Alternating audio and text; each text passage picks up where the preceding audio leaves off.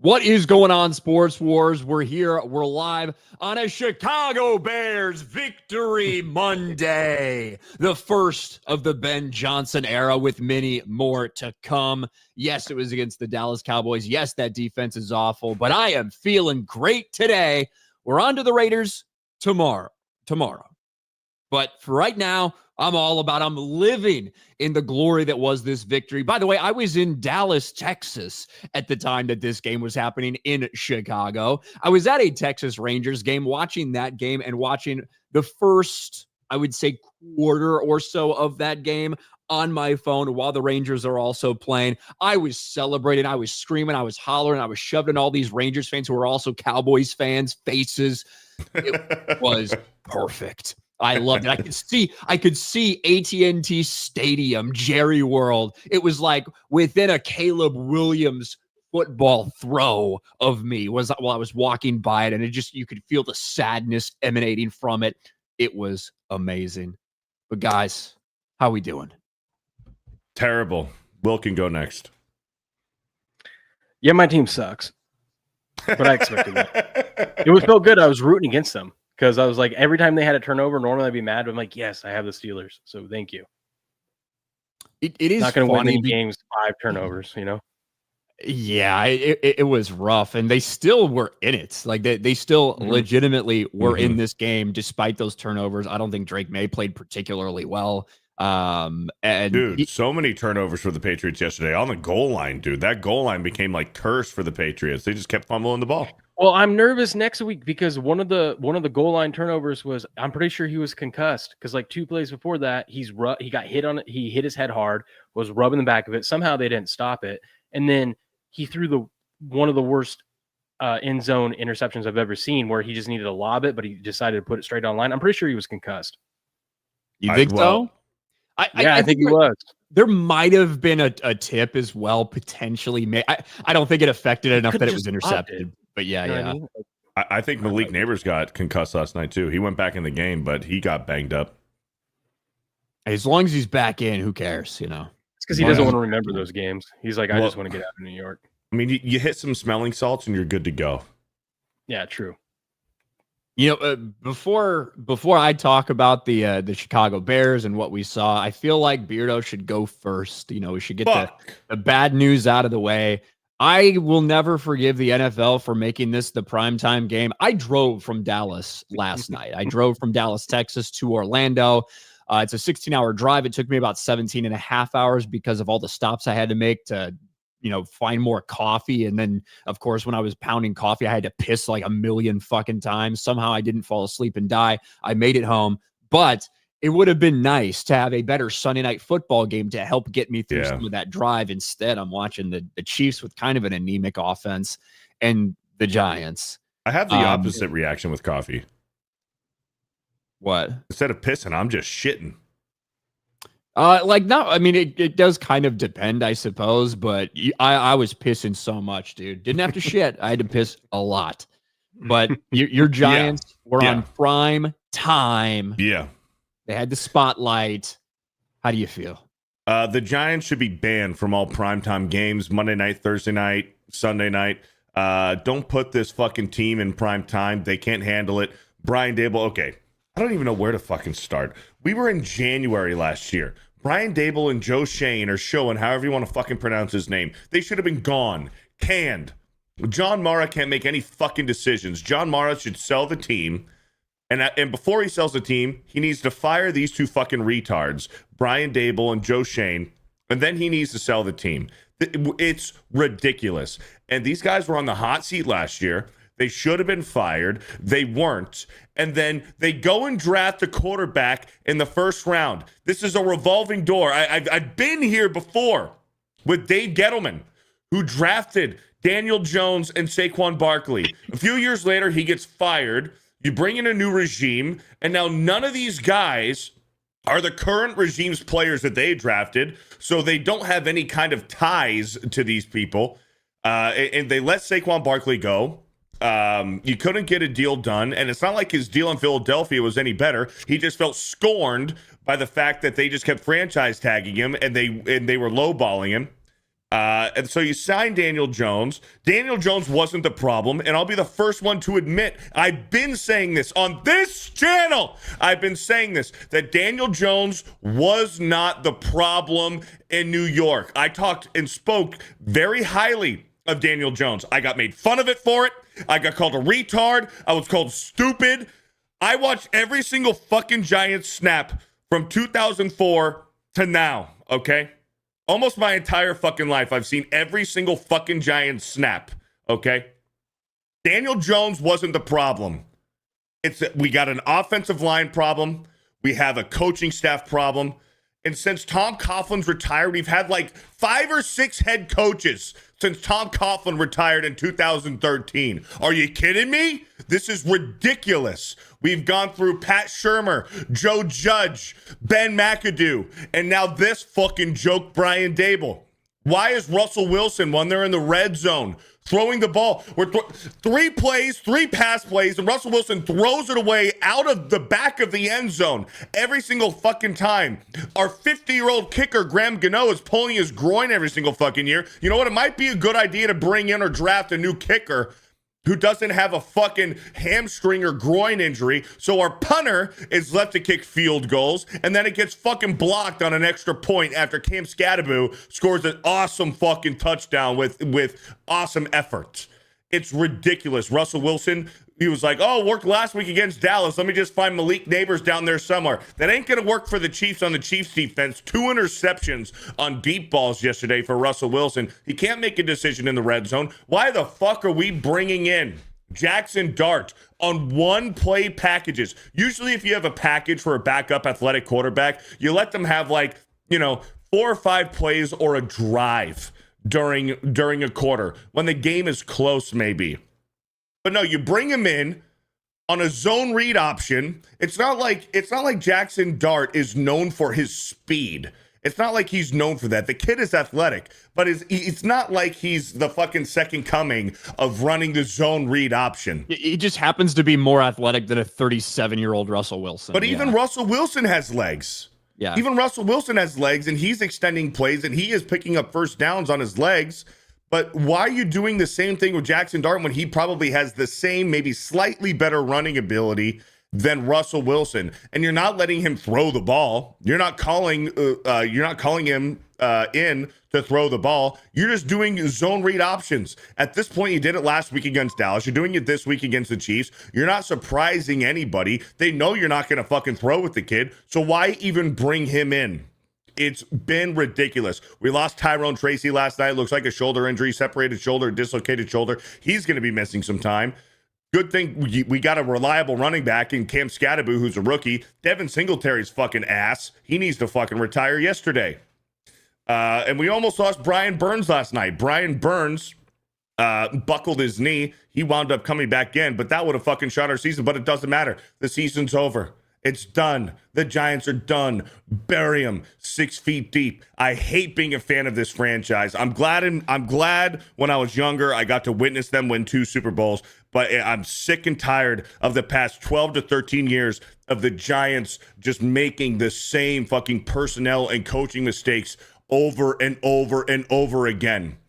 I'm living like a fucking Groundhog's Day here of the Giants and these coaching staff, and just it's the same fucking gosh damn thing every single fucking time. And if Andrew Thomas was questionable or limited, if Andrew Thomas is limited, then why even start him in the first half? Because Andrew Thomas limited to 30 snaps or something. Yeah, he was great. He was in and he was great, but then you pull him out. You take him out at that point. If you're one of the best left tackles in the league when he's healthy, Andrew Thomas. If he's limited, then why even let him fucking go when you're playing the Kansas City Chiefs? I don't care that they were 0-2. It's still the fucking Chiefs, and they played 2 really good teams in the first 2 weeks of the season. So it doesn't matter if the Chiefs are 0-2. We've seen the Chiefs suck before in previous years, and they always wind up sneaking their way into the playoffs as the number 1 or number 2 overall seed, and they make their way to the fucking Super Bowl. So it doesn't matter that they were 0-2. So why are you starting your limited left tackle for him to be great only to pull him out afterwards and just sitting on the sideline smiling? This is ridiculous. I hate this fucking franchise. I'm glad that we lost because these guys need to be fucking fired. Blow the entire fucking thing up. Russell Wilson, trade him to the fucking Cincinnati Bengals. They could use him because Jake Browning stunk yesterday too. Trade him to the fucking Bengals. Start Jackson Dart.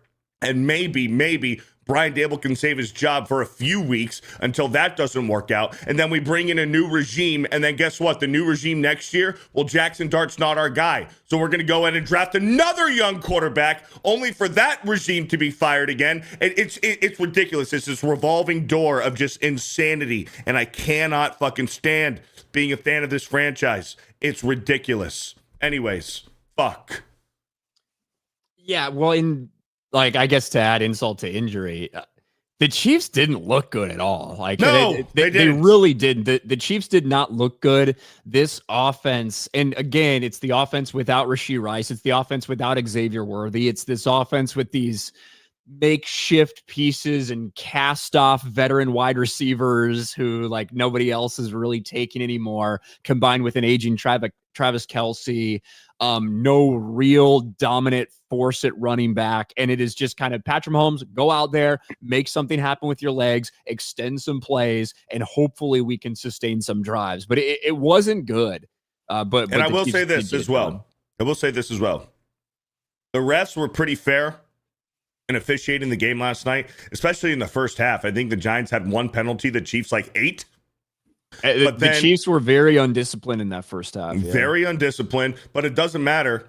Their right tackle, number 74, I forget his name. He false starts every play, and this is going back to last year, 2 years ago. Welcome to the last 3 years. Every fucking gosh damn play, and they never call it. I don't understand why they don't. The dude is jumping. This is not a hyperbole here. He false starts every single fucking play. He does. And they don't call it. Yep. They did call it some last year. They did call it some last year. They called him for illegal procedure last night because he was lined up behind the guard, but they did not call him on a false start. Not last night. Last year, they did call it, especially a little bit later in the season, they started calling him on that. But 100%, in the same way that we complain about the Eagles getting away with their clear false starts on their tush push and everything, and we saw that happen again yesterday. It didn't get called. You got to call the shit right. And is it tougher for those guys on the field than it is for us with instant replay? Obviously. But you would have to imagine that specifically would be an area of concern for them to look at. But the Chiefs, it's lucky the Chiefs had this in their schedule. They have had a rough schedule for the first couple. They've got rough ones coming up here, and they need to get it together quickly. The Giants, Brian Daboll did say today that we could potentially evaluate making a change at quarterback. My prediction has always been after week 4, and they were 0-4, that they were going to start Jackson Dart against the Saints, because I think you guys play the Saints. Your 5th game's against the Saints. So that's my bet on when Jackson Dart gets his start. But maybe it will be as soon as next week. We'll see. Well, next week is against the Chargers. Yeah, but after the Saints, they have the Eagles. I think maybe after the Eagles is when they'll look to do it. But who knows? You'd be fucking 0-5 maybe then. I mean, the season's lost anyways. But I mean, Russell Wilson is making bad decisions in the red zone when you're close to the goal line, and he can't find anybody open. He's not extending the plays in his legs when he's in the red zone, and he's just throwing the ball out of bounds or throwing the ball through the back of the end zone just to get rid of it. That's on Russell Wilson as well. But also, fucking Mike Kafka, who is calling the plays, and sometimes Dable calls the plays. They call the plays together. Get rid of both of these fucking idiots. Get them the fuck out, dude. I knew everything was going downhill. It was either last year or 2 years ago when we fired Wink Martindale because Wink Martindale punched Brian Dable in the face at a coaches meeting, and Brian Dable fired Wink Martindale after that. Maybe, you know what? Wink Martindale was onto something. He was onto something. I don't think this is Russell Wilson's fault. And then when Jackson Dart fails, it's probably not going to be his fault either, because I'm going to go back to Daniel Jones here. Daniel Jones wasn't the fucking problem, because look at Daniel Jones right now with Indy. He's playing at an MVP type level. Daniel Jones, he might be in the top 3 front runners. I know it's way too early, but in the first 3 weeks of the season, Daniel Jones is up there competing for MVP of the league. Easy. He is. In the first 3 weeks, he's competing for MVP of the league. Hey, the Colts are looking like the fucking 07 Patriots right now, just being real. Except Daniel Jones is rushing for more touchdowns than Tom Brady. Like, it is really funny to see them make the decision to kind of let Saquon go, or like it results in Saquon leaving. And then you let Daniel Jones go too. And now both of them for separate teams are like the stalwarts of they did not let Daniel Jones go. They fucking cut him in the middle of the season last year and said, we're better off with Tommy DeVito. Yeah. They fucking cut him, man. They cut him in the middle of the season. Well, hey, my Patriots also last night, we cut Thornton and Juju. We cut both of them, and then they're out there for the Chiefs just making catch after catch. So that's really cool to see too. Bro, the Patriots, the only person on your fucking roster from your last draft is Drake May. Yep. Everybody else right now, new nickname for Drake May. Drake Maybe. Drake, maybe he's good. Maybe he's good. I don't know. We'll see. To me, it's like Drake Mayo because he's just fucking plain. It's just fucking plain. There's nothing special about it. It's not even Miracle Whip. He's just fucking Mayo. Like that. That's kind of how I feel about Drake May. But we will get to that. It's my turn. I'm gonna be a little bit happier about mine. Yeah. Look. Going into this, I picked the Bears. I wasn't feeling super confident about it just because of the way they got the shit kicked out of them. What I did feel like this was the perfect scenario to potentially have the implosion of our season. The idea of, in the aftermath of playing the Lions, who had a real chip on their shoulder to prove something to Ben Johnson after leaving, the idea that Matt Eberflus, dumb fuck, retard, bitch Matt Eberflus, one of the biggest losers in the fucking world, the defensive coordinator for the Cowboys, if the Cowboys came in and Matt Eberflus, after taking so much shit, rightfully so, for the Bears' collapse last year, and he deserves a lot of the blame. That entire coaching staff is culpable for complete and total destruction of everything. But if they were to come in there and that defense shuts down this Bears offense, shuts down Caleb Williams, the storyline would have been disastrous. But that's not what happened. Instead, we have proof of concept really for the first time this year of what this Chicago Bears offense could look like in the future with Caleb Williams, with his elite arm talent, with his plus escapability, mobility, and legs, and combined with the play calling of Ben Johnson and putting guys in the right positions. And with all that being said, Caleb looked really good yesterday. Mm-hmm. Still left some stuff out there. Still one or two throws I'm sure he would love to have back. However, there were also some just phenomenal throws, whether it was intended that way or whether he had to make something happen. We had the flea flicker, the 65-yard flea flicker, which DeAndre Swift almost fucked up. DeAndre Swift threw the worst pitch I've ever seen in my life. Now, he got hit when he was doing it, but we get a flea flicker. Fucking Swift goes down and turns back, gets hit, and the ball just fucking flies and floats up in the air. Yeah. I'm at a baseball game watching this on my phone, and I'm like, "What are you doing? What are you doing?" Because it was just such a terrible pitch. Yeah, Caleb fucking just grabs it. I don't even know if he had the thing by the laces. Just fucking kind of flat-footed, rips it. 62, 63 yards in the air. With defenders in his face as well. With defenders in his face, couldn't step into it, and puts it on a rope to Luther Burden. That is the longest air yard completion that we've had in the NFL so far this year, 62.1 yards in the air. Wow. And he didn't step into it. That looked great. He had the connection to Rome Odunze where, Diggs kind of fell. He knew it was man coverage. He was looking for Odunze, and he put it right on him. Has another touchdown to DJ Moore and Cole Kmet a little bit later. Caleb looked really good. He looked very good. 4 touchdowns, almost 300 yards. And if this game had been, I was almost sad that the Bears defense was effectively corralling the Cowboys, because if it was a shootout similar to the Giants game, Caleb would have had 350, 400 yards and another touchdown easily in this game. but they really kind of slowed things down in the second half. They had a 19-play drive where they ran the ball 11 times in a row. But there's a little bit of fool's gold in this for me. I'm fucking excited. I'm hyped to see 4 touchdowns. I'm hyped to see the offense rolling. I'm hyped to beat the shit out of bitch Matt Eberflus. But you do look at some of the problems and some of the reasons that this is happening. The Cowboys don't have an effective pass rush. So that Bears offensive line, especially the tackles who struggle against elite edge rushers, held up very well. Caleb was able to be comfortable in the pocket, and he worked really well from the pocket. And the couple times he had to escape, most of the time he made the right plays. But now we're going to the Raiders, who have Max Crosby on one side. Max Crosby's going to fucking wreck those tackles. He just is. So that's still a thing you have to consider. The run game still is not going. They average 3 yards per fucking carry. There is a problem with this run game that is not, we haven't been able to fix it yet. So I'm concerned about the run game. The defense stepped up. CeeDee Lamb went out, which certainly helped. It helped when you only had to worry about George Pickens on the outside with your depleted DBs and kind of just let Ferguson do it every once in the middle and corral him. Forced a lot of turnovers. Tyreek Stevenson with a massive strip in the Cowboys' first possession. Every phase of the game, the Bears played well. But the biggest takeaway I'm going to have is that Ben Johnson is the guy.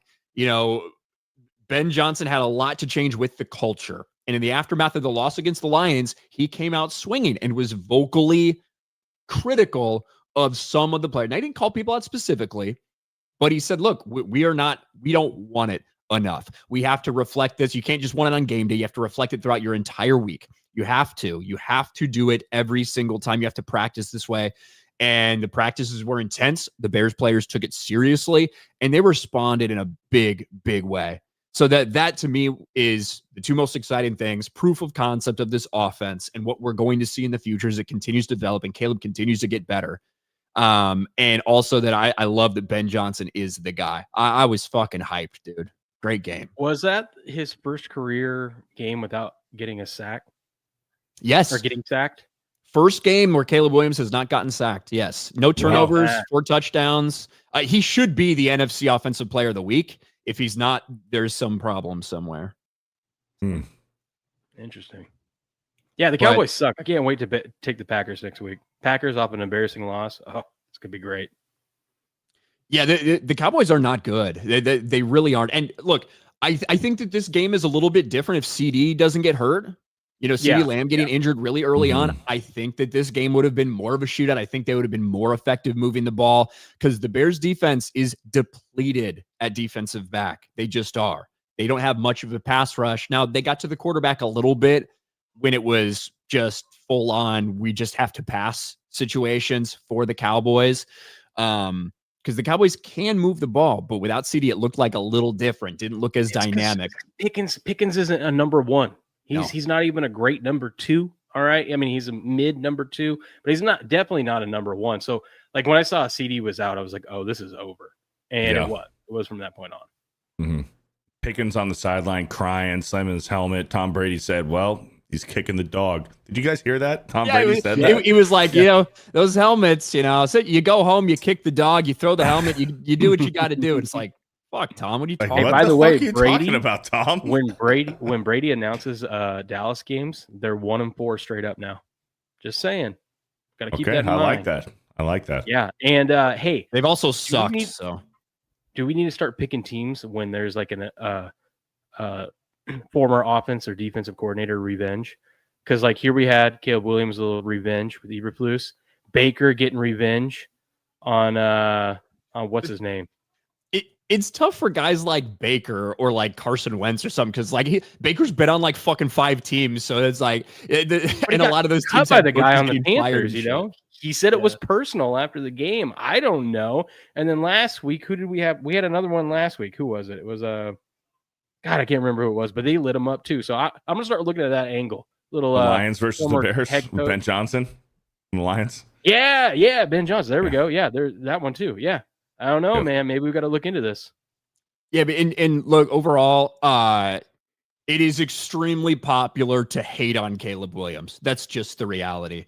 It doesn't really line up with the facts. It doesn't really line up with the numbers. It doesn't really line up with everything if you actually take a step back or if you watch. And the dude is still obviously learning this offense and learning how to be an NFL quarterback, like a lot of the guys that come from college, depending on what system they're in. Caleb didn't huddle. Caleb didn't take snaps under center. You know what I mean? That kind of stuff. And he's just growing and growing and growing. And I don't care what your favorite retard national talking head says because it gets them clicks like Colin Cowherd. When you look at the state of these second-year quarterbacks, Bo Nix, Penix, fucking McCarthy. Michael Penis Jr., JJ McCarthy, who barely qualifies, to be fair.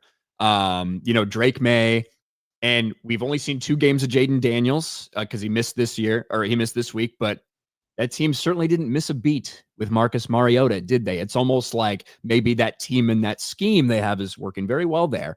And when you look at Jaden Daniels, who struggled, he looked horrific against the Green Bay Packers. He looked absolutely dreadful. But when you look at that, I'm really fucking sick of all these people that are pretending like Caleb Williams is some sort of fucking bust. He's just not. Just makes it so easy. He makes it so easy. He does. Look, you paint your nails, you're a fucking easy target. You're number 1 pick, you're an easy target. Ultimately, look, I've watched every snap that he's played.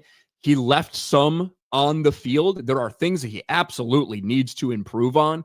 And again, now that you're going to have a better pass rush potentially with Max Crosby coming off one end, attacking those tackles, which are the weak point of that offensive line, it's going to force him out. He's not going to be able to be comfortable in the pocket like he was in this. But I'm continuing to see big strides from him. And like all these fucking people, they have been wrong. They will continue to be wrong about Caleb Williams. Over the last 17 games, ever since CJ Stroud tried to big bro him, Caleb Williams, 4,000 yards passing, 27 touchdowns, 6 interceptions. So it's a pretty solid year. By the way, Caleb Williams, all you fucking gays out there, is currently leading the NFL in touchdown passes. He's top 10 in passing yards. I think he's top 8 in passer rating, QBR, stuff like that. So it's weird. Having a decent season, having a pretty good season early on. And I think we're going to continue to see growth. We're going to see a little bit, depending on the level of competition, a little step back, a little step forward. But by week 8 or 9, I think the offense is going to be humming. So it will be a huge victory if they can go down to Vegas and beat the Raiders next week, just for the team and for the growth. That would be huge. They need it. This is like their schedule does not afford them to not be able to win that game. Yeah, it just doesn't. It's going to get very difficult. Like the middle of this fucking season gets a little bit rough, right? Raiders, Commanders. Fucking, why do we play at the Commanders? We played at the Commanders last year. The fucking Hail Mary bullshit. We're at the Commanders again. Yay. Saints, okay, good. Ravens, well, this game doesn't look nearly as bad now against Bengals. That originally in the schedule looked horrible. Giants, difficult game next week. Thank God. Vikings, Steelers, Eagles, Packers, Browns, that's Packers, Niners, Lions. You know what I mean? So like down the home stretch, they only have a couple games that you can kind of count on as a winnable game. So they can't afford to not win this game against a fucking dog shit Raiders team, quite frankly. So it's tough to win on the road, though. I mean, that's why I'm saying it'll be huge. You got your first win. Can you build on it as a team, especially on the road? So I think it will just no matter what happens the rest of the season, this will just be a good step forward if they can figure it out down in Vegas. Yeah. Oh, yeah. 2 cents. Yeah. Thank you for listening to national media who continue. I mean, national media, they just want to get clicks. It's easy to do that. So no problem. 2 cents with no profile picture, you dumb bum ass fucking cum guzzling bitch. Thank you. Packers, Browns. Dude. The fucking look, I am happy. I lost they were my top confidence pick, by the way, I believe, for the Packers. I am so happy that they lost to the Browns, and I'm especially happy that Jordan Love proved once again that he always has got one there. He's always got one. He's always got one there. There's always a chance that Jordan Love might throw the fucking stupidest interception you could possibly imagine. And he did that in this game. A horrific pick that let the Browns back into this game and allowed them to come back and win. Defensive battle yesterday, man. Dude, both look quarterbacks, at a lot that of pressure. Look at that win probability. It looks like a meme coin. Yes. Just imagine there was 8 people in that $100,000 contest who had the Packers that lost. Could you imagine how they felt at the end of that game? Oh my God. Yeah, I had the Packers as my second confident. I told you guys, don't worry about this. Best bet, they're going to cover that 7.5.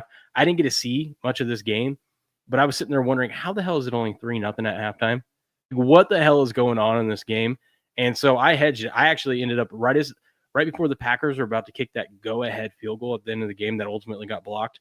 I put money on the Browns at 10-1. I'm like, just in case something funky happens here, and it paid off for me there. But yeah, that was yikes. Now Matt LaFleur 8-2 in September on the road. ATS, terrible. I love it, man. Browns, I love it. If you told me that the Browns were only going to score 13 points, I would have said yes.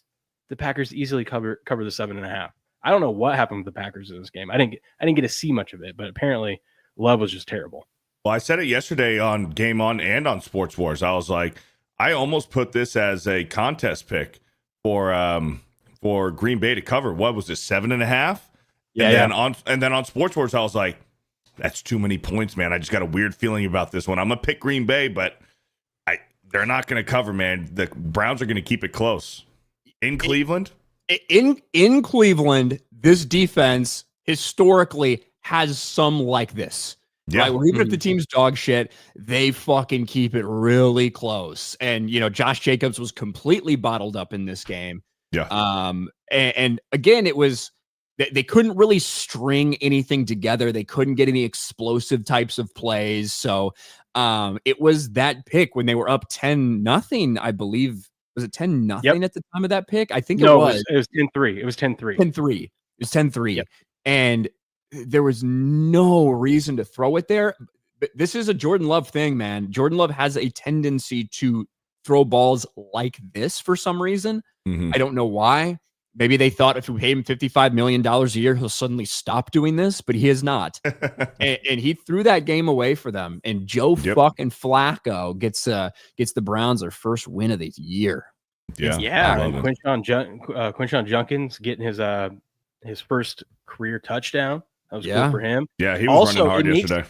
It makes me like the Ravens even more tonight because this Browns defense is legit. I mean, we always say it is legit, but then there's sometimes I feel like it's just because they're 0 and whatever and the season's lost, and so they relax a little bit. But although Baltimore won 41-17, they only got 4.3 yards per play last week against this Browns defense. So numbers wise, it didn't look like a 41-17 win, which makes me like the Ravens even more, thinking that this defense is actually legit.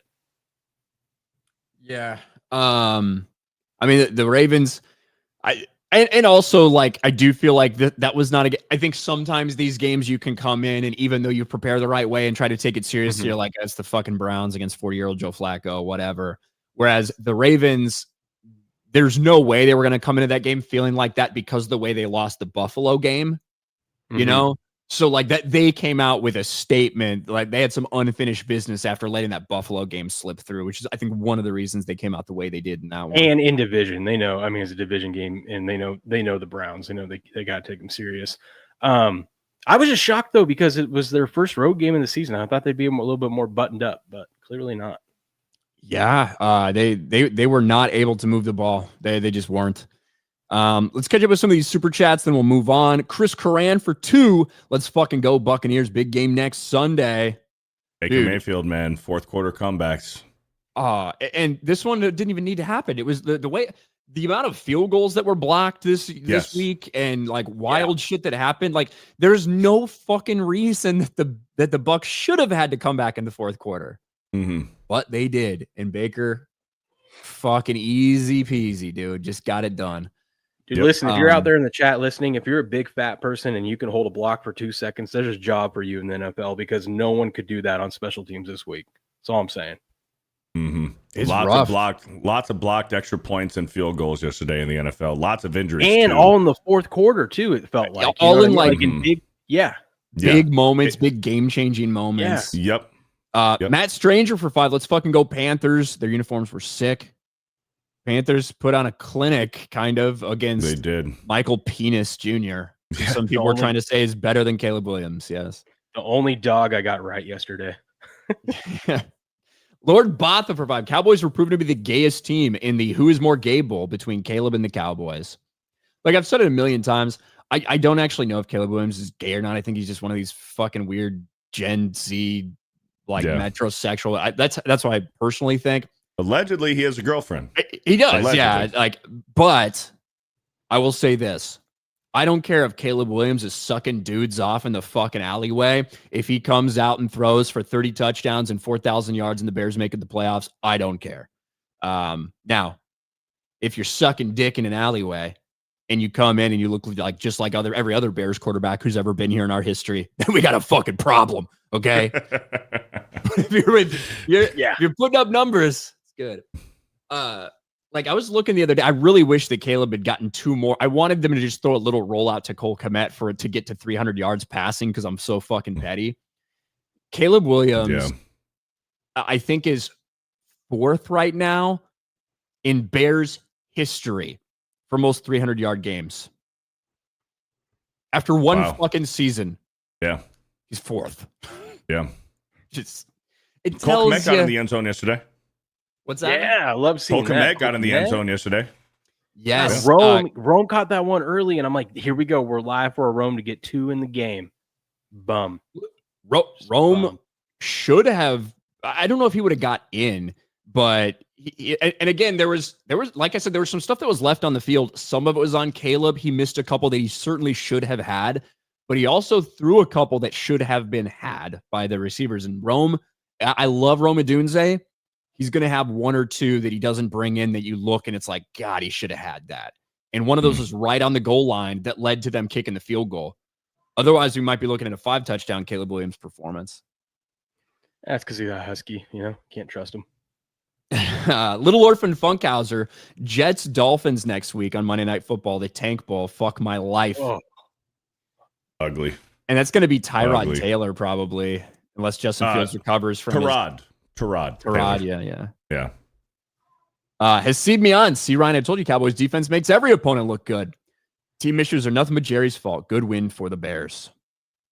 Yeah, fuck. Even the Giants looked good last week against the Cowboys. I was hoping it would turn into a shootout like that, personally.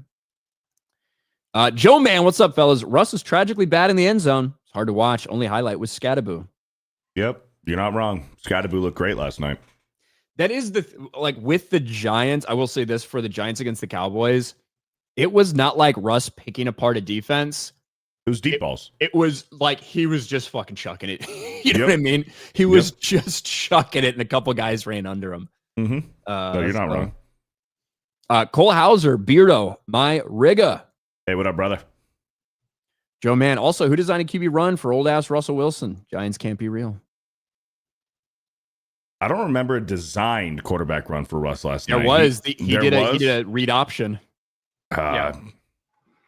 They took Dart out and then ran a read option. That's right. Yeah. That was funny, and so was the Saints, like down 30, kicking a field goal. That was pretty funny yesterday too. Kellen Moore's just like, you know what? I don't care. We're just going to practice. Let's get the points. Let's take it. We're down 30. Chris Coran for 5. Beardo, I'll be taking you to Bucs Cardinals this season and buy you a beer or two to forget about the pain. Time to bake. Thank you, Chris. Shout out. David Cushmore for 10. The Vikings wake up from the dead. The blowout victory against the Bengals. Can the Vikings beat the Giants and the Cowboys this year? The Vikings? We'll get to the Vikings. I have my thoughts on the Vikings for sure. Stephen De Leon for 5. Notre Dame rules all. Fuck Beardo. Fat. Bills Mafia. Fuck Ryan's Barber. Shout out West Texas. Thank you, Stephen. Joe Man for 5. Caleb looked very comfortable. Didn't have to ad-lib due to the pocket collapsing. And even with defender in his face, still had an Odunze dime. He had a couple fucking incredible throws, kind of putting it in between levels of the defense, especially in that 2-minute drill at the end of the first half. He had one where an open rusher came at him right after he, faked the handoff. Back fucking foot, no weight into it, just slung it out to Rome. Just, again, arm talent stuff. Joe, man, you can see the vision with Caleb for sure. Very talented. Sometimes misses the easy things, but will hit the hard passes. It is just about getting a little more consistent with it. And here's a couple things with Caleb. I feel like he has balls that are batted more frequently than most people. Now, it's not like he's a short quarterback. He's also not like a statuesque 6'5" dude. He's like 6'2". He's like 6'2". He's like 6'2". No. So I don't know if those are people tracking his eyes. I don't know if that's something that he needs to get better at, slotting between places or whatever. I do feel that's something that he needs to work at. And sometimes with those misses, and there was one screen pass that was set up that he ended up kind of putting in the dirt. One of the reasons was the guy was putting an arm out there. I think he tried to adjust his arm angle. Things like that are things that he needs to get better at for sure. But I'm loving the way he's working the line of scrimmage. I'm liking the way he's manipulating the offense and calling out coverages and audibling when they have to. He's not the best fucking quarterback in the league. I'm not even saying he's top 5 quarterback in the league, even though he is leading the league in touchdown passes. But I'm saying he's playing well this year. He has played well for the Bears, even with their fucking loss to the Lions. He played well at times during that game. He had 2 good quarters against Minnesota and then played excellent yesterday. I don't know. I mean, I just remember them getting blown out last week. I didn't pay attention to Caleb's performance last week against the Lions. One of the biggest problems for the offense last week was pre-snap penalties or post-snap holding penalties. They were getting put in 3rd and 13, 2nd and 24s, constantly. Going into this game, the Bears' average to go on 3rd down was, I think, 3rd and 9.8, which was last in the league. So it makes it tough to sustain drives when that happens. And a lot of that was due to penalties. They played a clean game for the most part yesterday. And then Joe Man, also Swift is so mid. He's a one cutback merchant. He's not even good at that. I think that's a big missing piece in the run game. Going into this game, the Bears were pretty good in terms of yards before contact, but they were last in the league in fucking rushing expected points added per rush, which tells you that they're not putting these running backs that they have in the best position for what they do best. And I do agree with you when it comes to Swift. He had a huge run. He's great catching the ball in the backfield. They just have to put him in different positions. And I liked what they did later on in that big drive, mixing up with Swift and also with, doing some reverses, giving it to some of your wide receivers for end arounds and stuff like that to help mitigate your struggles when it comes to just a pure runner. Some guy from Maine who's the worst 0-3 team so far, too. Which coach fired first? Giants. The Saints are really bad. Yeah, but Kellen Moore's not getting fired. Too. Well, you said who's the worst 0-3 team? Who's the worst 0-3 team? The Giants. Dolphins. Maybe it's the Dolphins. Yeah, that's a good point. It could be the Dolphins for each question. Good. I do think Mike McDaniel's going to go this year for sure. I don't know. Maybe he makes a deal with the owner and says, hey, I'll keep losing. We know the owner's into that, allegedly. Chris Curran, play the gay Travis and Trevor commercial, please. The Jags one? Is that what you're talking about? I'll see if I can find it, Chris. Travis Hunter is going to be one of the biggest busts we've ever seen, I think. Really? Dude, he's not good. I was talking about this on my show this morning.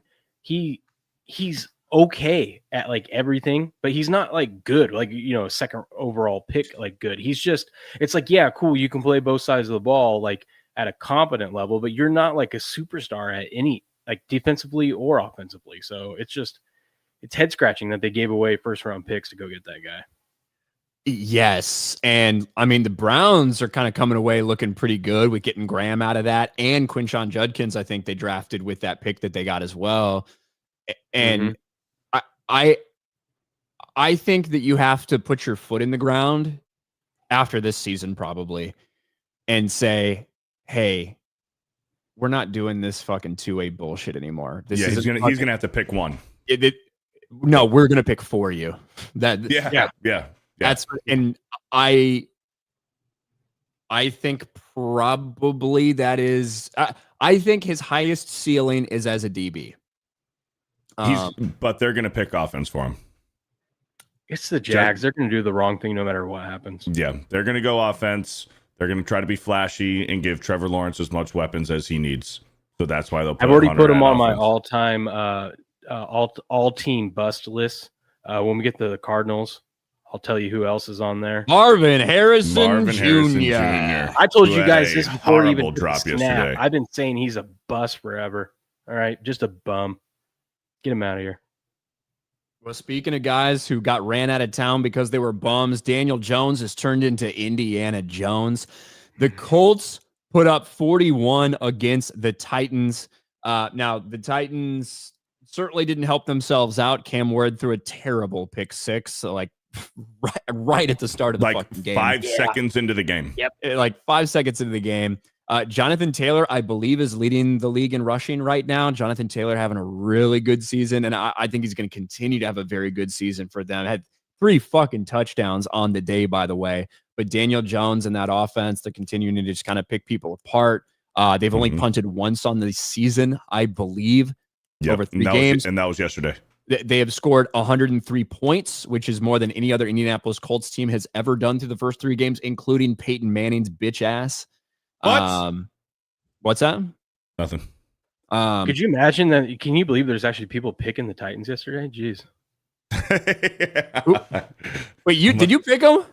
Oh, I had the Titans, yeah. And he threw that pick Jesus. to start the game, and I go, okay, we're done. That's it. That's the Coug in him.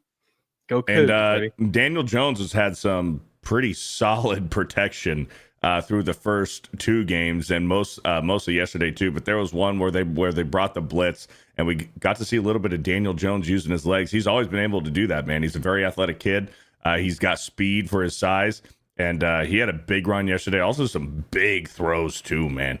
And but with Jonathan Taylor back there, Daniel Jones 1 touchdown, 230 passing yards, but Jonathan Taylor he took it away for the Colts yesterday. I love this team, man. I would be way more down with this team if it weren't for Seth, that piece of shit. I fucking hate that dude so much. But yeah, they look good. They just really fucking good. Now again, maybe should have lost that Broncos game, get the leverage call, all that stuff. But they're 3-0. It doesn't matter. They're 3-0. And they also beat up on 2 really bad teams in the Titans and the Dolphins. But this is on the road. When you let women take over the organization, Jim Irsay's daughters are running it now. Now they're undefeated. Well, there's a difference between. Well, I guess you say that in a good way, but there's a difference between Jim Irsay's daughter being on the sideline and just standing by herself. She's got the headset on. She's taking notes. She's learning. She's not interrupting anything. She's not bothering anybody. And she's also been doing that for years. By the way, it's not a new she has been. She has been. She's getting a lot of attention this year because Jim Irsay passed away. But she's been doing that for a long time. There's a difference between doing that and Bill Belichick's girlfriend distracting him, pulling him away, and wanting to fucking kiss him and make out with him, like on the fucking sideline, and like try to give him fucking personnel fucking advice. There's a big difference. She needed money for a big difference when she's the fucking owner. Exactly. Yes. Yeah. Whereas Jordan Hudson is a fucking escort turned Bill Belichick's girlfriend, who now has an actual role in North Carolina football. Ridiculous. We got shellacked the other day. Yep, they did. I like the Colts, man. Keep an eye on them. And this is another game I love. I called this yesterday. You know what? I mean, I think we all picked the Vikings, I believe. I think we all did, yeah. But I was expecting Carson Wentz to have to do more, and he looked really solid, 14 for 20, 2 touchdowns. They carried the ball well with Jordan Mason. The defense fucking carried this Vikings team. And dude, specifically, shout out to Isaiah Rodgers. He earned, for the first time ever, a perfect 99.9 in PFF grade. That guy not only returned 2 touchdowns, and this is all in the first half. He had a fumble return. Yes, fumble return for a touchdown, interception return for a touchdown, which has never been done before, and 2 forced fumbles. Is that right? Yeah, he forced those other fumbles, right? And it was all like right there at the end of the half. It was crazy. Yes, he had a perfect PFF score. Yeah, and then Carson Wentz going in there and just commanding the offense brilliantly. He was comfortable, threw a few touchdowns. He looked great. He looked great for what he needed to do. He looked like that Super Bowl winning Carson Wentz. Yeah. Look, I made the prediction yesterday, and I thought that Carson Wentz was going to have to do more, and I thought that this offense would have to do more. JJ McCarthy is not going to play for the next 2 games either. JJ McCarthy shouldn't play for the rest of the season. And that was my prediction yesterday. I'm going to stick to it. That if the Vikings continue to roll and Wentz, I think Wentz will continue to play better than what JJ McCarthy could play as. I think they stick with him.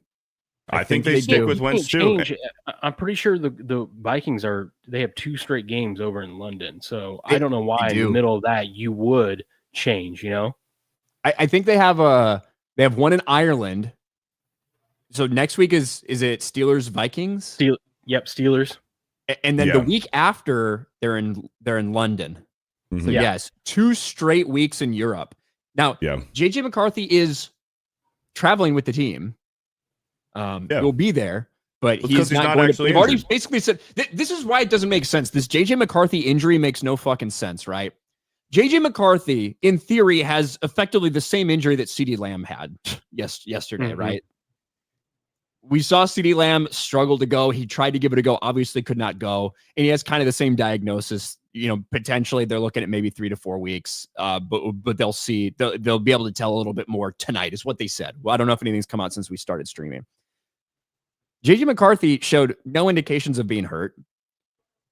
The fucking crack of dawn the next morning, they didn't wait for imaging. They didn't wait for fucking anything. They said, high ankle sprain is going to be out for 4 weeks. What the fuck? It was so weird. And to me, it's like, maybe he is a little dinged up, but maybe also you want to give him a break and settle him down type of thing. Yeah. And this was before we knew that Joe Burrow was going to be out, I think. So. Well, we knew that Joe Burrow was going to be done, I think the same day. Like if it wasn't later Sunday night, it was early Monday morning that Joe Burrow had that grade 3 turf toe that he was going to need surgery on. But yeah, Carson Wentz, so the Vikings, Sam Darnold last year stepped into an injured JJ McCarthy, had himself the best year of his career, and they didn't sign him. They said, you know what? You had a great year. Go ahead and test free agency. You'll get paid no matter what because you had a great year. We're going to ride with JJ McCarthy because he's our future. Now, Carson Wentz is playing really good yesterday, 1 game. I think if he keeps playing like this, and the Vikings are built to win right now, that defense is fucking awesome. They have all the weapons on offense. They got a dual threat running game between Aaron Jones and Jordan Mason. Carson Wentz keeps playing good. You play him all season. And I said this yesterday. You guys Aaron Jones thought I was is being hurt sarcastic. right now. Aaron Jones is hurt right now. Yeah. But yeah, when he's healthy, they got a good dual threat back there. I said this yesterday. It might have sounded sarcastic, but I was being legit that if the Vikings do well and they make a good postseason run, I don't think that they're going to make the same mistake that they made last year, letting Sam Darnold walk. They might sign Carson Wentz to a short extension and keep him on the team because the Vikings are built to win right now. You know who should have pulled a JJ McCarthy? Russ should have. Russell Wilson, after that Dallas game, should have just said, you know what? I'm injured. I'm going to probably retire. I'm going to go out on top instead of being tortured as a Giants. I'm going to go out on top after a losing Russell effort Wilson tortured us. Yeah, but 450 yards, what could have been, 450 yards. What could have been every week. Poor guy. So let's battle the backups there. Steelers, Patriots. This was not going back to the other one, Jake Browning played like shit. He's awful. Yep. They need to do something. And they need to do something. They need to add somebody. I don't think they can make the money work with Kirk Cousins, even though we talked potentially about that. Why would you want Kirk Cousins, though? I mean, he's not mobile, and you just had Burrow back there that got injured. The offensive line, Kirk Cousins behind the offensive line isn't going to be any better. You're better off trying to find someone that's semi-mobile. Like Russell Wilson. Get him the fuck out. 1 year deal. He's a rental, man. You trade him away, he's a rental. Jameis. I'd rather take Jameis than Russ. Nah. Well, I would I'd rather have Jameis. I would rather have Russell Wilson than Jameis Winston. Nah, not me. 1,000%. Not me. 1,000%. But Steelers, Patriots, Steelers do come out on top. Aaron Rodgers tied for the lead in touchdown passes right now with Caleb Williams, by the way, in the NFL. That could change tonight. I think that Jared Goff has 6 and Lamar has 5. So if either one of them have multiple, those things could change. I look, from what I saw in this game, flipping back and forth, red zone, flipping the game here and there, I thought that the Patriots, again, tons of fucking turnovers, but also just very inconsistent, very sloppy. I guess that's the best word. Extraordinarily sloppy all across the board, offense, defense, everything. Yeah, they weren't good. If you look at the box score of this, the Patriots, I think it was 350 yards to 102 yards after the first quarter. Like, they just dominated the Steelers after the first quarter, and it was the turnovers. That's what it was. Turnover. It was a weird game. I think we learned a little bit about both these teams. They both stink. They're not good. Told me more about the Steelers. Like, the Steelers came out hot, and then they looked bad, man. They look bad, and I can't wait to fade them next week with the Vikings over in Ireland. But the Patriots, we'll see how Drake May, if he's concussed, it makes me a little bit nervous. But if not, they got the Panthers coming home. Good game to get right on. And you know that's what they're going to be focusing up on this week, is limiting those turnovers. They limit those turnovers. There's a little bit of upside. But, the Patriots are exactly what I thought they were. All the sharp bettors in Vegas and all that stuff were loving hammering before the season's Patriots over 8.5 wins. I actually went under it because I didn't expect this team to be good this year. And I don't really want them to be, because I kind of want to get a little higher draft pick, it's going to take us a little bit of time. And Drake May's still growing and learning, and he's he needs a little bit more around, a little bit better offensive line. I will say, though, Will Campbell, one bright side, I was nervous about our first round draft pick, Will Campbell, but he has played so well this season so far. So that looks promising. If we can get another big guy in there, whether through free agency next offseason or with a draft pick, that could help that offensive line and maybe get Drake May some weapons. But both these teams are terrible. And the Steelers, although they're 2-1, it's going to be a long season. Why does Ramondre Stevenson continue to have a job or a role on the team at all?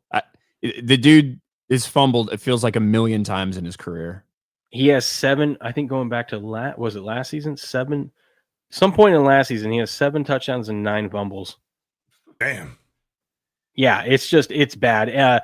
Vrabel came out and did the right thing as coach and said, we need him. He's our guy. He's going to be with us.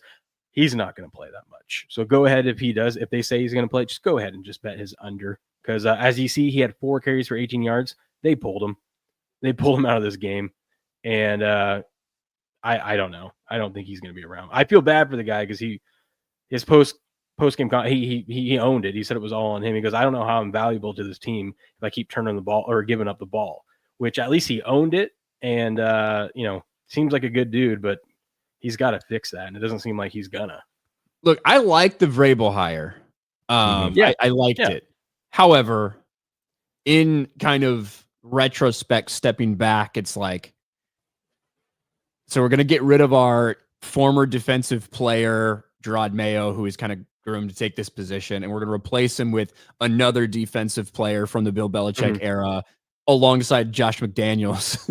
You know what I mean? It just seems so. Well, I don't think it was that.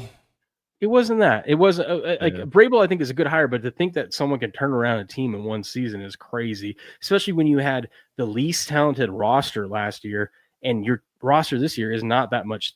They drafted terribly. That's a huge problem. Like we talked about your 2024 draft picks. Oh yeah, the only one on the roster is Drake May. Mm-hmm. That's there's 1 or 2 on IR, but the other ones have all been cut. Yeah, they're gone. Yeah, it's gonna take a few. That's why I like everyone's saying they were gonna go over 8.5 wins this year. I don't see it, nor do I want them to, because This is going to take a couple seasons. As long as Drake May keeps growing, I do like Josh McDaniels being there, to kind of help him out. I think he is a good offensive coordinator, terrible head coach, good OC. But yes, I think it's going to Drake May. This is going to be another learning season for him. As long as he continues to take steps in the right direction, eventually when they do get a playoff worthy roster, then we'll see what this defense can do or this team can do. But I think Vrabel's fine. I think the Steelers fucking suck, dude. Based on what we've seen their defense give up and struggle with, and again, their defense is struggling. They got outgained crazy. You know what I mean? The defense didn't play particularly well. They did get turnovers at very convenient times, including one really bad fucking pick by Drake May. I think he got strip sacked as well at one point. They forced a turnover there. TJ Watt, right? I think. I don't remember who it was, but yeah, he did in a key spot. And I think in the red zone again, they had so many turnovers in the red zone, which makes me think the Steelers are going to feel like that defense is going to feel good about themselves, which makes me love fading them even more next week. Yeah, and the offense, they can't run the ball. They cannot fucking run the ball. So it is completely reliant on Aaron Rodgers kind of quick pass stuff. That's what it feels like. And I feel like they're having a tough time having any type of explosive plays or big chunk plays for the most part. It is kind of the Aaron Rodgers dink and dunk fest out there for the offense with no run game. Yeah.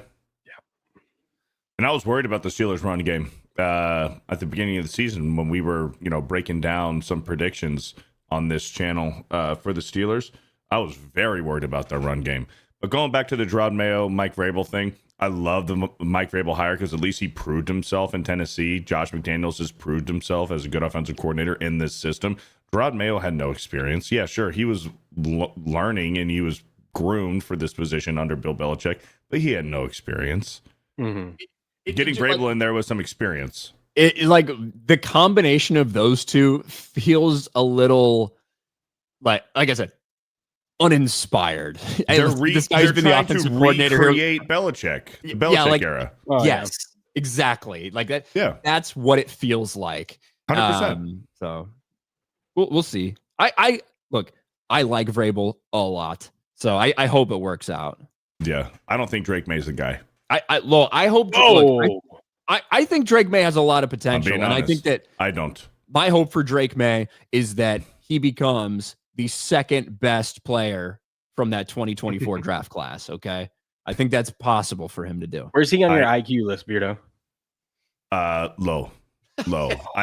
I did not like Drake May coming out of college. He's the second best North Carolina quarterback to come out of that college, behind Mitch Trubisky. I didn't like Drake May. Drake May was linked to the Giants before too. I just don't like the kid. I'm sure he's a great guy. Not a good quarterback. I don't think he's the answer in New England. You traded the wrong quarterback out of last year's draft. You should have traded Drake May and just rode with Joe Milton. He sucks, dude. Shut up. He's such Joe Milton always do. Rams and Eagles. I got to be honest. The finish of this game pissed me off so much. I was so happy. I was so happy about not you, Ryan. It pissed every single sports bettor out there off because if you had Rams plus 3.5, it was a lock. He makes the field goal, you win. He misses the field goal, you win. The only thing that could happen in this game for you to lose it as a sports bettor, everyone's talking about this is the worst beat of the year and probably going to be the worst beat of the year because not only did they block it, they returned it when they didn't have to. And if you would have drawn up, okay, if they're going to block it, show me the size of the player that you want to pick the ball up, right?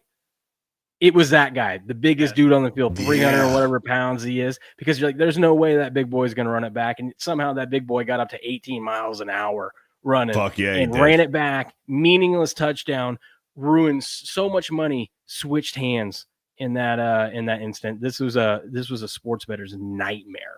I loved it. Everyone's talking about this. Everyone's talking about this, and I don't really blame the last two blocked kicks that led to this.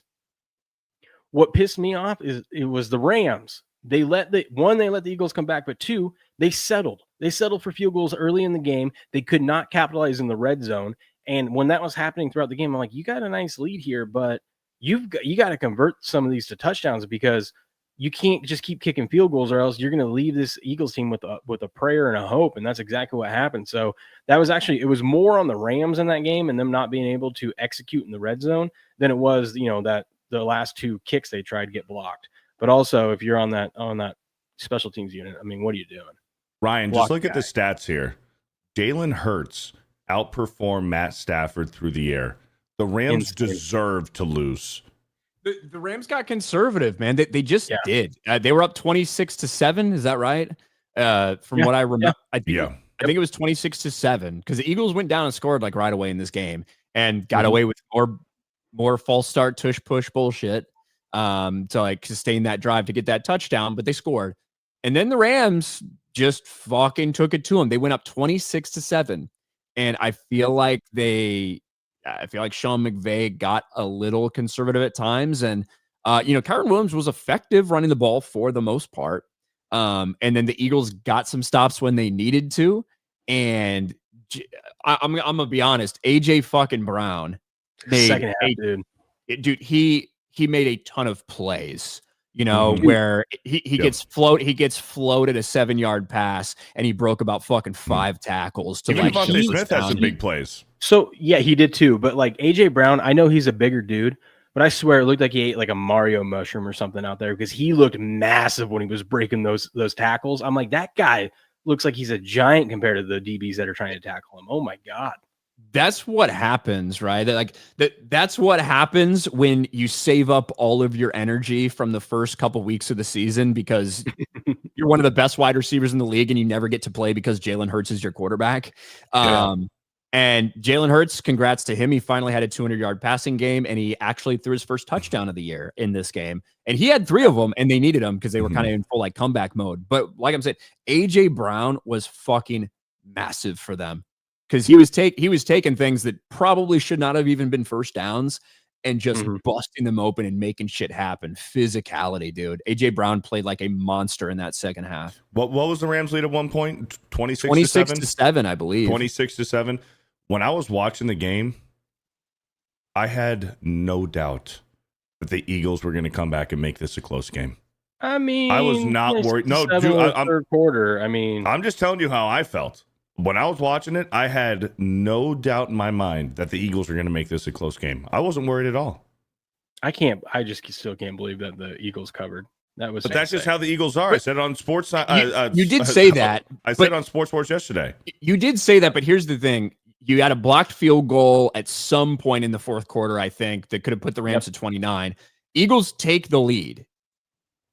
And the fucking Rams are sitting there.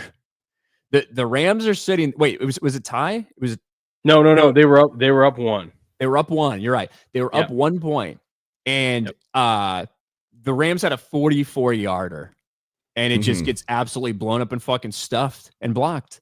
Like the Rams, like they did what they had to do at the end. They got it down 44-yard. And look, I was there last year when I watched Caleb Williams drive down the field, give Cairo Santos a 45-yarder, and it gets blocked. Right. I'll tell you the live 5 blocked field goals yesterday. Go ahead. Even though the Eagles were up 1 with like the under the 2 minutes, the live betting market still had the Rams the favorite in the game because that's how much confidence they had that the Rams were going to drive. Matthew Stafford is going to get in field goal range to give him a chance to win the game.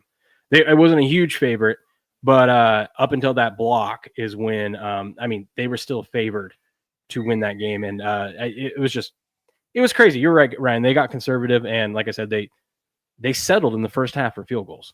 Also, Devontae Adams pushed off on his touchdown. A little, yeah. He pushed off. That should have been a penalty. So did AJ Brown, though. So they called it both ways. Or I guess they didn't call it. They let him play because AJ Brown had a clear push off too. But it's a huge win for the fucking Eagles. A massive comeback. They were able to get it done. I hate it because I picked the Rams. But 2, I fucking hate the Eagles so much. God damn it. The Eagles are the only team in the league that the more they win, the more I'm unimpressed by them. And yes, I completely agree. That's how I felt the past 3 years. And obviously I doubled and tripled down, and now they've fucking won a Super Bowl, and Jalen Hurts is Super Bowl MVP. But I'm watching them like, it's a good thing this roster is so fucking good Like, there's no other team that this would work with Jalen Hurts as your quarterback. Not a single other fucking team. I think there's a lot of quarterbacks that you could throw in there and be successful on this Philadelphia Eagles team. I think there's a lot of quarterbacks that you could throw and plug in there where they would be a high-flying fucking offense and putting up a ton of numbers with those weapons that they have, right? With the tight end, with the two wideouts, with Saquon Barkley. This is the only place that I believe Jalen Hurts could work effectively. You know what's Thank God scary for him too that is he's here. Saquon hasn't like done anything this year yet. No, you know what I mean? The Eagles offense hasn't done much. That win against the fucking Chiefs, Jalen Hurts had fucking 102 yards passing. Yeah. Scary. I think we just need a quick trying to find another team that's going to win the NFC and just accept it's going to be the Eagles again. You know what I mean? It just seems like it's going to go that way. Mm-hmm. Anyway, congrats to them. Block field goal, ruined all the better shit. But fuck, man. Jets, Buccaneers. The Buccaneers somehow, some way found themselves trailing again in this game. Look at this. Look at this win probability chart. The Bucs were in total and complete control until, that second half, the Jets started, scoring, started coming back. And then the Bucs are like, hey, we're just going to, pad on our lead a little bit. No fucking problem. We're going to pad the lead. We're going to go up 9. And a fucking field goal gets blocked and returned for a fucking touchdown. And all of a sudden, instead of going up 2 scores, you find yourself trailing in the fourth quarter. What's crazy? This one happened literally like on Red Zone. It was like Browns block, the Eagles block, and then it was all of a sudden the Jets block, and it was insane. And Scott Hansen almost had a heart attack. Even when McLaughlin kicked the game winner, there was an arm up there that if he didn't work it around that arm, it could have got blocked too. I mean, it was wild yesterday. There was more blocks yesterday than I saw all last year. It felt like. It was nuts. And so that happens and it completely flips the game on its head. And all of a sudden the Bucs, who basically are about to put this away, block field goal, return for a touchdown. You're down with 2 minutes left. Yeah.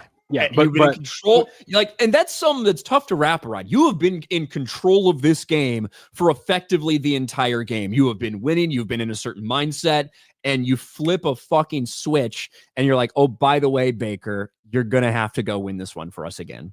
Mm-hmm. Yeah, but I have a buddy that's a Jets fan, and he was excited for about 2 seconds, and he was like, oh, shoot, they have Baker.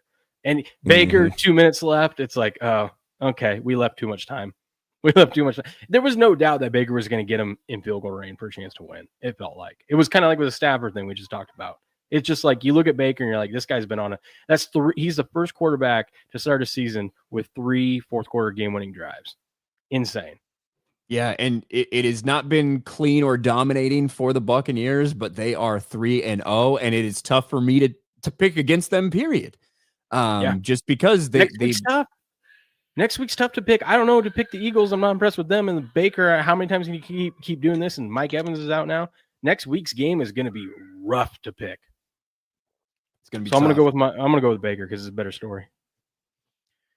But they get it done, man. They offensive linemen keep dropping like flies for them. But Baker scrambles around, makes plays with his legs. I love Baker Mayfield, dude. I love watching Baker Mayfield watching Baker Mayfield play, man. It's fun. He's one of the most exciting quarterbacks to watch. He is the antithesis of Jalen Hurts. I want to give a quick shout out to Garrett Wilson. I was going to not play him, but then Egbuka was questionable. He was going to be like limited snaps, they said. So I sat him, put Garrett Wilson in there. And then couldn't go wrong either way, but Garrett Wilson ended up showing out on the fantasy side of things. So thanks. Bucky Irving's so triggering to me, and he did not have a great or efficient game in this one. But I really like Bucky Irving overall. I think he's a great all-around back. I love him out of the backfield. He's triggering to me because the Bears and all their wisdom last year in the draft, because they just thought they were in such a great position. They didn't have any holes to fill in their fucking team. They drafted Torrey. What's his fucking last name? Their punter. They drafted a fucking punter in the 4th round last year. Wild to do. And he was taken about 2 picks before Bucky Irving was. And that shit pisses me off So much. The fact that you're drafting a punter, period, in the 4th round. Holy fuck, dude. All right, let's continue on. Let's try to Before we roll. get to the next one, I got to bail out, guys. Thanks for having me. It's been No fun problem, recap. man. Glad your Bears won, Ryan. Glad your Giants still stink like my team, Beardo. Yeah. I'm right there with you. Yeah. I feel your pain. That's right. All right, thanks, Will. Go check out Will Game On. Appreciate it, man. Later, Will. See you guys. Have a good one. Later. Bye. Raiders, Redskins, the Marcus Mariota led Commanders. Yeah. They fucking took care of business, bro. Marcus Mariota running that offense. We saw this last year as well. Yeah. When Jaden Daniels went out really early in a game, I think with a rib problem Correct. last year. Yep. And Marcus Mariota came in and looked fucking awesome and was able to run that offense very effectively. Jaden Daniels hurt again. We don't know when he's going to be back. Maybe he'll be ready to go next week. Maybe not. But they beat the shit out of the Raiders. This score isn't even really indicative of, in my opinion, how separate the game was. They got a couple touchdowns in the 4th quarter there and kind of garbage time. But the Raiders suck. The Raiders fucking suck, I think. Yeah, the Raiders are not a good football team right now. I said it yesterday on Sports Wars that Mariota was going to have a good game. He was going to command the offense. He's a good game manager. That West Coast style offense, man, that he ran with Chip Kelly out in Oregon. Now you got Cliff Kingsbury running a similar style of a West Coast offense. And Mariota's good at that, man. And I think if you're the Redskins here, you let Jaden Daniels take his time. Take as much time as he needs. You don't need to rush him back. He's their franchise quarterback, so it's not like Mariota is going to start over Jaden Daniels if they're both 100% healthy. But at this point, let Jaden Daniels take as much time as he needs, because I think the Redskins are going to be just fine with Mariota running that offense. I think that the way that Jaden Daniels is built, and because so much of his game is predicated, whether you like it or not, on his running ability and his threatening of his running ability. Even if he's not running it, the idea that using those, using the zone reads, using the RPOs, all this stuff that brings his legs into effect, like you have to consider it. That's, to me, that is why he's so effective. Well, but Mariota plays the same way. Mariota is very mobile. He does, like, exactly. They have a very similar style of play. But what I'm saying for Jaden Daniels is, because of the way that he is built, I wonder how he's going to hold up. Like scrawny, lanky. Yes. Yeah. And look, we had those concerns about Lamar early on, because he is built kind of similar to Lamar, and RG3. Lamar got banged up here or there. Like, he had a lot of seasons where he'd miss, 1-2 games, stuff like that. You'd have Tyler Huntley coming in there, playing a game or two for them. Taylor Heineke. No, sorry. That's for the Redskins. Sorry. Yeah. So I do wonder long-term about his longevity, about his health, just because of the way he's built and the fact that he will be taking hits. Yeah. So we'll see. I hope he's healthy. Hope he gets back healthy soon. But like I said, he played like dog shit against the Packers. He played like absolute horse shit. And Mariota came in just like he did last year. He stepped in and he looked like, I think they have a good team. I think the Redskins have a good team. I think when they came in and rebuilt that, fucking tore it down, brought in some other pieces, brought in the right head coaches and coordinators, they got a scheme that worked for him. I think they did everything the right way during their kind of rebuild. And that's why they're there in the NFC Championship. I think they have a great team. And I think Jaden Daniels is just a piece of that. And I think Mariota can play very effective. He's not as dynamic as Jaden Daniels is, but he can run the offense effectively, 100%. Yep. No surprises there for me yesterday with the Redskins over the Raiders. Oh, the surprise for me is that Geno didn't throw a pick. Yeah, you're right. Yep.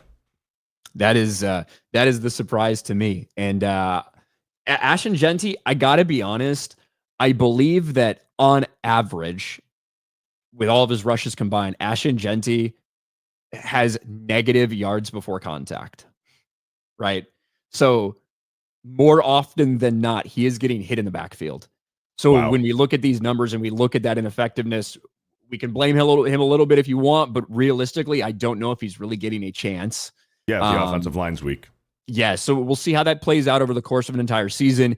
He needs to improve. He needs to improve on his pass blocking. That's a weakness that we've noticed in the first couple weeks for him. I hope it doesn't happen next week. Well, I'll just say that. Raiders, stay dog shit for another fucking game, please. Mm-hmm. That's all I'm asking. That's all I'm asking. What else do we got? Falcons, Panthers. Michael Penis Jr. Dude sucks, man. He's terrible. He sucks. And I said before the stream, the nerve that the Falcons had. Who's their head coach? What's his fucking name? What's the Falcons head coach name? Black guy. Raheem Morris. Raheem Morris. The nerve that they had after the day, them just getting shellacked by the Carolina Panthers, one of the worst teams in the league, getting absolutely embarrassed. The nerve that they had to put in Kirk Cousins late in the fourth quarter. Are you fucking kidding me? Go fuck yourself. Kirk Cousins is better than that to put him in garbage time because Michael Penis was dog shit all fucking day. Good on the Carolina Panthers. I had this one wrong yesterday. I had the Falcons, but it'll never happen again.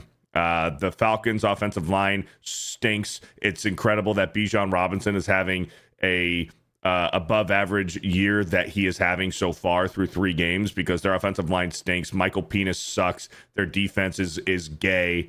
Yeah, the Falcons are fucking terrible, and fuck the organization and the coaching staff for putting in Kirk Cousins in garbage time. Yeah, and I think that this tells you a little bit about how fucking bad the Vikings played against them. How bad JJ McCarthy and that offense looked against him the other day. Yep. And look, the Panthers didn't have to do much on offense. Bryce Young didn't have to do much. I think he ran for a score. They had a couple rushing touchdowns. Michael Penis turned the ball over a couple times. Some bad picks. Yep. Really bad. Just fucking embarrassing. Mm-hmm. Just embarrassing. Texans, Jags. Another young quarterback who's fucking ass. CJ Stroud. CJ Stroud making some horrible picks yesterday. Some egregious picks. Caleb Williams sucked the soul out of CJ Stroud. he did. Not through his dick, by the way, through that handshake. Yeah. When CJ Stroud came up and he's, hey, man, I know I only had one season in the NFL, but you just keep doing what you're doing. You learn from these mistakes. You're going to be a thing in this league. You got like trying to keep your chin up, man. Keep your chin up. Bro, trying to big bro him. Fuck you, 3-year-old CJ Stroud, you piece of shit queer. Fuck you and fuck the Houston Texans. But ever since that moment, CJ Stroud has played like shit. Yes, he has. Yes, he's played like shit, including in this game. And now he had the 2 picks. Nico Collins had a fumble that basically ruined this game for them. Like Nico Collins had a very unfortunate fumble. That might be this right here, actually. Yes, that is the Nico Collins fumble right there. As they were driving down and potentially, going to, kick a field goal. I think they were getting in range. So at least you maybe kick a field goal and be up with the Jags having the ball or something. But he fumbles, gives the ball back to the Jags. And Jags were able to get it done and score. Trevor Lawrence had a terrible fucking pick in this. Trevor Lawrence doesn't look good. He just doesn't. This team doesn't look good. This offense doesn't look good. It's early with the Liam Cohen offense, so maybe we can give that a little more time. Travis Hunter is pointless. Travis Hunter barely plays on offense, and he barely plays on defense. Play yesterday? What's that? He had one big play yesterday, Hunter. He had one catch, a little fucking out. Like, I don't know if it was a screen or whatever it was. He got some yards after the catch afterwards. He had one where he juked out a few guys, but nothing incredibly impressive. He pretended like he just won the fucking national championship, his one reception on the day. Right. He was on the field for like 40 plays, got targeted 4 times as a DB, right? And he gave up 4 catches. So Travis Hunter is like the most boring fucking superstar that we ever thought was going to come in. Stupid. Texans 0-3, bro. 0-3. They fucking stink. CJ Stroud stinks too. And then, bro, this game, Broncos Chargers. Great game. The Broncos were able to bring it back and tie it up. Justin Herbert. No, the Chargers brought it back and tied it up. Oh, yes. The Chargers were down 20-13. 20-13. And Justin Herbert almost sacked, did a little spin around, ran in a fucking circle and found Keenan Allen in the left side of the end zone. One of the most impressive fucking plays that I've seen this year so far. That was an incredible play. A great throw, moving to the side, can't really get anything on it. Gets hit across as he's his body. across his body. Great fucking throw. Could have been a pick if the DB had been looking, but ends up in Keenan Allen's arms. Justin Herbert jumped over Najee Harris, who had just torn his Achilles and was writhing on the ground in pain. And then threw a dart. Threw a dart. Yeah. But dude, the Chargers are fucking 3-0. All three of those wins against their divisional opponents. Love it. And I love the Chargers. Yeah. Who's got it better than us? Nobody. That's right. Harbaugh got those boys going. Yep. They're looking really good. Really good. I bet you they're wishing, though, that now Najee Harris is down, that J.K. Dobbins was still on that squad, because J.K. Dobbins is playing well for the Broncos. He is. He is playing well for them. They've got the Chargers do have what's his name? They picked up a young guy. What's his number 8? Yeah, Omarion Hampton. Right. So and I liked Omarion Hampton coming out, by the way. So I do think he's going to continue to be good for them. But yes, you would like to have Najee Harris back there as well for his 3.5 yards per carry for a career. Yeah. Saints. Disgusting blowout. This? It was they Seahawks all day. Seahawks all day. The Saints didn't show up. Yeah, that's pretty much it. Yeah, Seahawks dominated. Sam Darnold not asked to do a lot. Saints are trash. Yep. Fucking Niners, Cardinals, another one that came down to a field goal on a day where we saw all these blocked field goals and all of this shit. And you got rid of Jake Moody. You brought in Pinheiro, all this stuff. And Pinheiro fucking drills it for the victory. But he also had a missed field goal to start off the game. He had a missed field goal. You cut Jake Moody. He had a missed field goal. Lots of injuries in this game. James Conner with maybe a career-ending knee injury, like a lower leg injury. Looked like his ankle and his knee. Like, it did not look good. It's one of those where it's similar to the Dak, like that area of the foot when that part of the leg snaps. I don't know if we've officially got a diagnosis. Too. His knee kind of bent, but obviously the snap happened as it was a very awkward tackle in the backfield and snapped his fucking ankle. Yeah. And then Joey Bosa with the torn ACL, he's done for the year. James Conner, I think at James Conner's age, that could be a career-ending injury, unfortunately, because James Conner is, in my opinion, a top rusher in the league still. He's always pretty consistent. Mac Jones putting the team on his back again. He drove down the field, bro, at the end. He was banged up, too. He was banged up. His fucking jersey's all ripped fucking off. And he was banged up, drove down the field, man. Mac Jones looks so out of shape. He looks exactly how he looked in that Alabama national championship picture with his shirt off. Like, just no fucking tone, no muscle. He just looks like shit. Like, that's how he looks always. Yeah, he looks like somebody's fat uncle who was good in high school and then just reliving the glory days.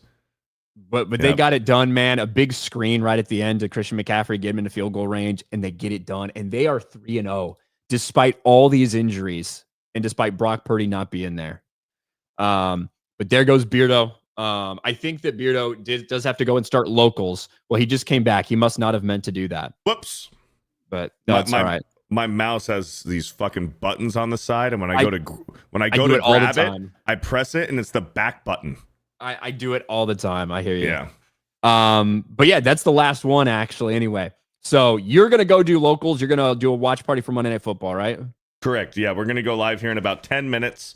So yeah, we got great game tonight. Lions, Ravens. I have the Ravens tonight. I like the point total going over. But I'm hoping for a really good game. But I got the Ravens tonight. I got the Ravens as well. At home. Jared Goff outside, all of those things. But all right, why don't you go ahead and get ready for that, and I'll finish up super chats here. Cool. Sounds good, man. Catch you guys later. See ya. Bye. There we go. Over on the Rumble side, John Getz. They won again, so time for torture. This is our Colts. This is our team. We bleed blue. This is our Colts, whether win or lose. We love them. Thank you. And then John Getz, geez, Ryan, he was just asking Caleb out. I don't know who you're talking about. But thanks. David Cushmore, can the Vikings get 10 wins or more? Is this the year the Lynx win 5 titles in the WNBA? I don't really care about the Lynx, but I mean, maybe. Can the Vikings? I think they can. I think they have such a good team like surrounding them, and we saw what they were able to do. They still got a lot of pieces from last year and stuff for the most part. I think they can. I'd have to look at their schedule to like play it out, but I certainly think they can. Whether they, I'm not saying they will necessarily, but Power Taco, new member, thank you. SC 615 for 5. Baker Mayfield is fucking him. Easily my favorite non-Patriot in the league. I'm a Pats fan. Beardo fat and has bad Pats takes. Thank you, SC. Hasib Mian, what are you guys betting locks for tonight's game? I haven't looked at too many player props and stuff like that. Look, for you guys that don't know, I drove 16 hours. I did not sleep last night. I drove 16 hours from Dallas to Orlando. I crashed for like 2 hours on the couch after I got here, and then I did this stream. So I haven't really looked. I'm fucking actually dead tired. Blade Scorpio, 29 first down for the Bolts. Only 9 for Denver. Wow. Yeah, Bo Nix. So Bo Nix better than Caleb Williams. Bro. Come on. But I think we're all caught up. Let me make sure I didn't miss anything on Rumble. I think we're good over there. That's it for us, guys. That's it for us. So I have a stream actually starting in about 55 minutes over on my channel. The FML podcast episode 5 featuring It's a Gundam. He's the host tonight with me and Vera Dark. So that'll be awesome. Or he's the guest tonight with me and my co-host Vera Dark. Ride Santa Cruz with 5 Sports Wars memberships. Thank you, Ride Santa Cruz. Appreciate that. What's my pick? Ravens. I'm picking Ravens tonight. Give me the Ravens. I think the Lions are going to struggle a little outside. Jared Goff historically has some issues. But that's it. We're done. Finite. Appreciate you guys being here. We'll be back for Sports Wars Sunday and again Monday Evening Quarterback. If you want to go check out our locals, if you want to sign up to the locals, Beardo is doing a reaction stream on there tonight for Monday Night Football. Great game, Lions Ravens. So go check that out. And I will talk to all of you later. Goodbye, everybody.